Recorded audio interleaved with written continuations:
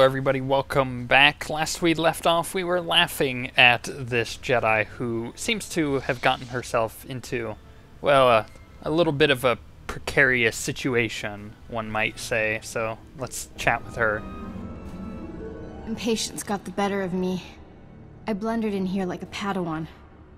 The heavy turrets were an unpleasant surprise. You know how many patients I've treated for heavy turret wounds? 0. You're 1 in a billion, lady. You were surrendering, Jedi. I suggest you keep that promise.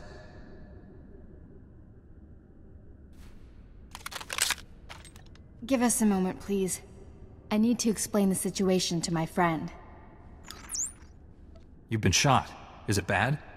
I'll survive. For now. Turns out, the Imperial in the Hollow is more interested in capturing than killing us. Keep him talking. Trust me. My patience is at an end. Lay down your weapons or my men will destroy you. Those uniforms. You people aren't standard Imperial military. I am a member of the Emperor's personal guard, as are the men under my command. The soldiers you face are specially trained to kill Jedi, and they outnumber you.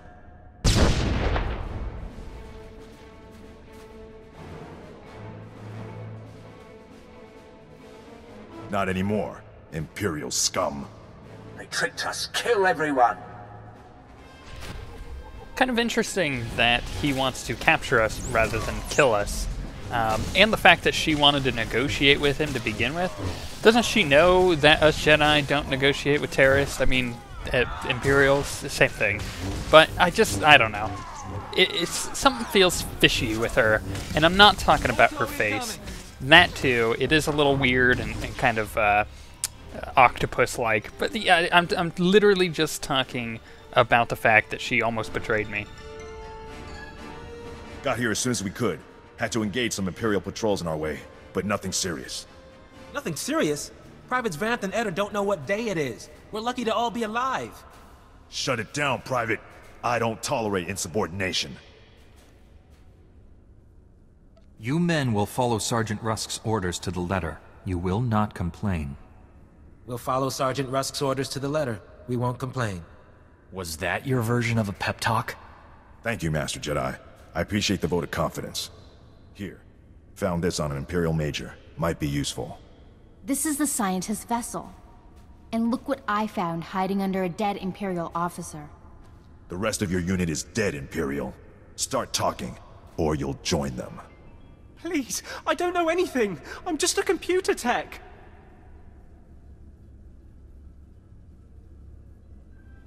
You're assumed to be dead, computer tech, unless you become useful.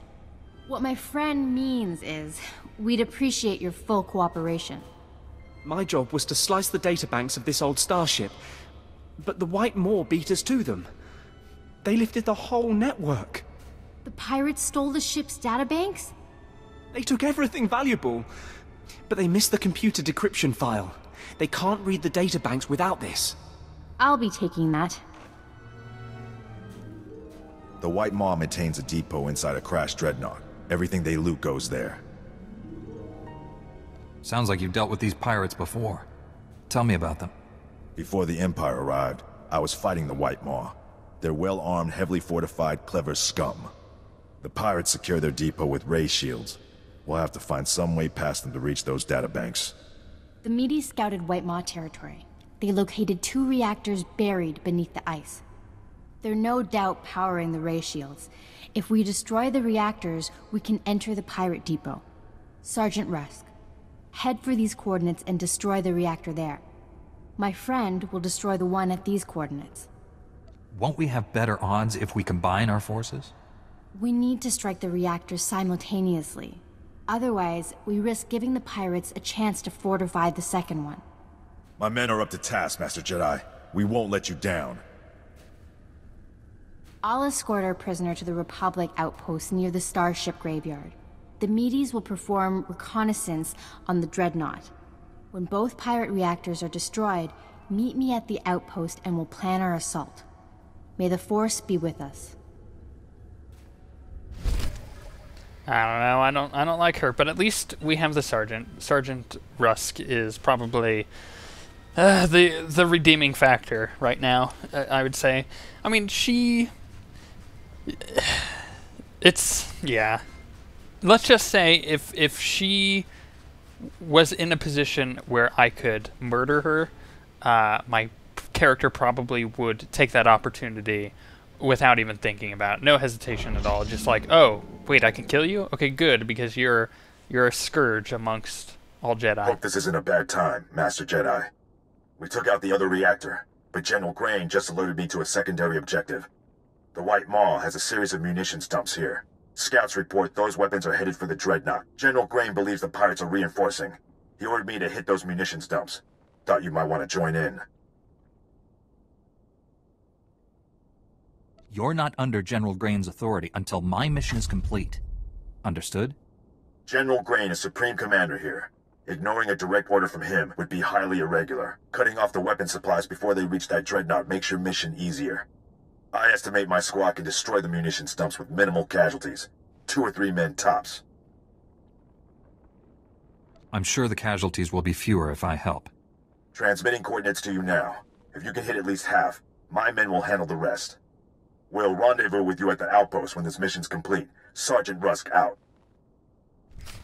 Kind of see what I did there. That's a bit of a leapfrog off of the past episode with the general pretty much ordering this guy who, you know, is understandably under his command, right? That makes sense that he can give orders to him. I'm okay with that. That's fine. But, you know, once again, as I said in the past episode, we are on a top secret mission. We are doing things that are saving the galaxy, or saving the Republic, really. It's a bit of a democracy move here. We're trying to spread the Republic amongst all of the universe, and you know, there's a lot to go into there, like the fact that the Empire is just trying to do the same thing, just their ways are more evil. A lot of politics in that. I'm just going to stay away from that now that I think about it. But the thing is, right, we're on this top secret mission. He gets these orders to take out these weapon caches or whatever they are. And my character's response is not like, oh, okay, that's cool. You know, he's your superior. You go ahead and do that. It's like, I've bumped heads with this guy before, and now he's getting in my way again. And the fact of the matter is, he's kind of getting on my nerves at this point. It's almost like he's deliberately trying to slow me down. Maybe Rorschach deep down thinks that maybe this general is actually working for the Empire, knowing what the Jedi's doing and trying to stop him and slow him down by doing all these minuscule things in comparison to what I'm doing, you know. Like, this mission is great. It's gonna save lives with the one that he gave me earlier, which is awesome. It's gonna help the Republic here on Hoth, but long term, it's not doing a whole lot for me, because my long-term plan is very important. There's things we must do, like try to kill the Emperor. Like, that's a much bigger goal than trying to hold Hoth. Like, we could lose Hoth for the sake of killing the Emperor. So that's kind of where I come from on that. That's definitely where I think the character comes from on that as well with my Jedi. But the thing is, so Rusk gets these orders, and I kind of give him like a look, guy, listen. You're not gonna take orders from this general anymore. I know it's abnormal, but I need your help on this one. I need you to follow through with me. I need you to give me backup. I need your men for this, because this is a way more important mission, despite what the general may think. So that's kind of the thought process there, and that's why my Jedi, you know, responded that way. But the fact that this sergeant still, in the face of that, was going to follow his orders and planned on losing men, he said 2 to 3 tops he's going to lose. It's not that my Jedi's like cold-hearted or anything, so that's why he's like, fine, you know, if you're going to do this anyways, I may as well help. And, you know, I'm not necessarily giving into this, but I don't want to lose you guys, because, as I said before, I need you. So that's kind of the thought process behind accepting that quest. But as you did see, there was an option to refuse it entirely. I really like that. That's what I was saying in the past episode, is there wasn't an option there to refuse the quest that I was given. They could have easily done that and just had me go straight on to wherever I needed to go, and that's what I would have done. And then, I mean, if you think about it, it probably would have changed this whole thing as well if I had refused the first one. Like, you could have had way more better dynamics throughout the quest line here. But that, you know, it's obviously not an option, so looking back on it isn't really something we can do. So really, I mean, I gotta take my character. I gotta look forward through the story here and learn from the choices I did make, at least. So let's take that for example. Let's look at that.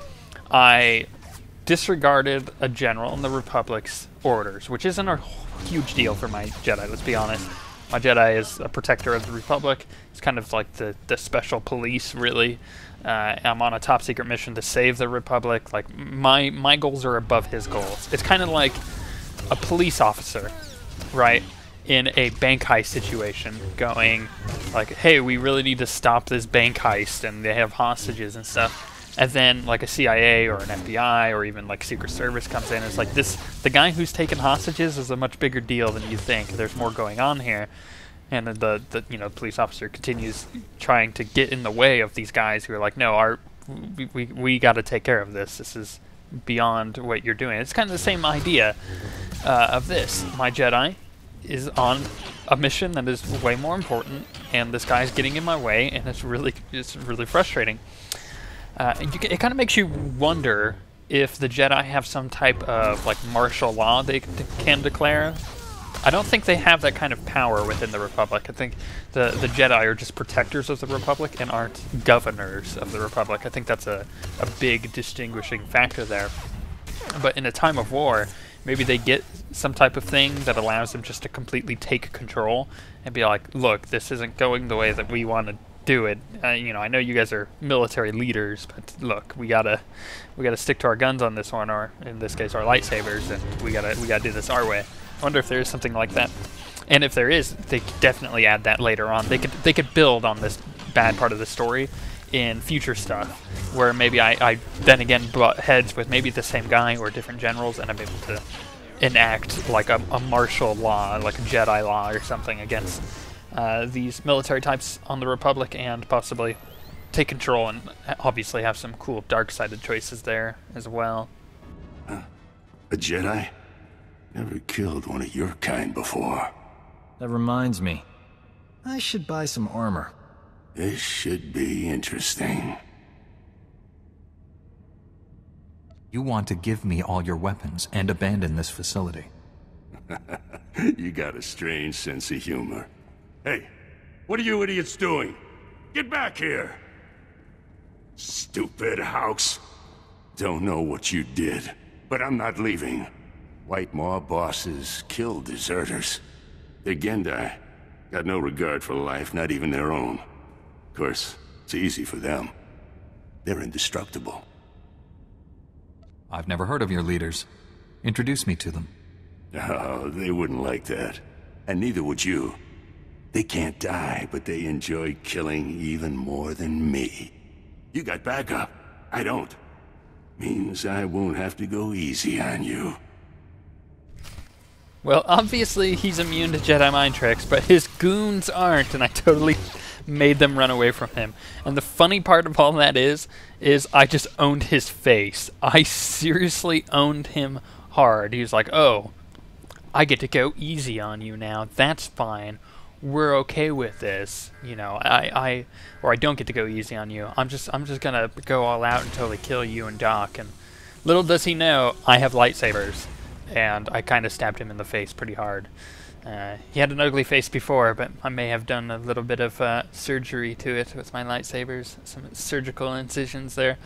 So let's finally go into this Jedi phase, into this thing, and meet up with this stupid Jedi that I seriously... Something's got to be done to her to get her off my back or something. I don't know. We'll see what we can do.